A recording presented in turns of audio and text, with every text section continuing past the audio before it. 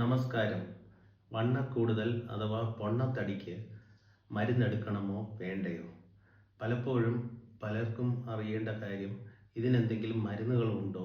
അതോ വണ്ണക്കൂടുതൽ ഭക്ഷണവും ക്രമീകരണവും എക്സസൈസും കൊണ്ട് മാറ്റാൻ പറ്റുമോ എന്നുള്ളത്.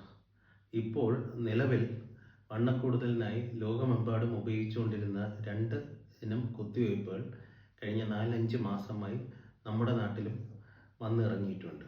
ഇതിൻ്റെ വില വളരെ കൂടുതലാണെങ്കിലും ഇതെടുക്കുമ്പോൾ പലപ്പോഴും 2 മാസം കൊണ്ട് 6 തൊട്ട് 8 കിലോ വരെ വെയിറ്റ് കുറയാറുണ്ട്. അപ്പോൾ പല രോഗികളും ചോദിക്കുന്ന സംശയം, ഇതെല്ലാവർക്കും എടുക്കാമോ അതോ വേറെന്തെങ്കിലും അസുഖങ്ങളുള്ളവർക്ക് എടുക്കണമോ വേണ്ടയോ എന്നുള്ളത്. ഇത് പലപ്പോഴും പലരും ഡോക്ടറുടെ അറിവില്ലാതെ എടുക്കുകയാണെങ്കിലും ഇതൊരു ഡോക്ടറുടെ പ്രിസ്ക്രിപ്ഷനും ഡോക്ടറുടെ സൂപ്പർവിഷനിലും മാത്രം എടുക്കേണ്ട മരുന്നുകളാണ് വണ്ണക്കൂടുതലിനുള്ള മരുന്നുകൾ.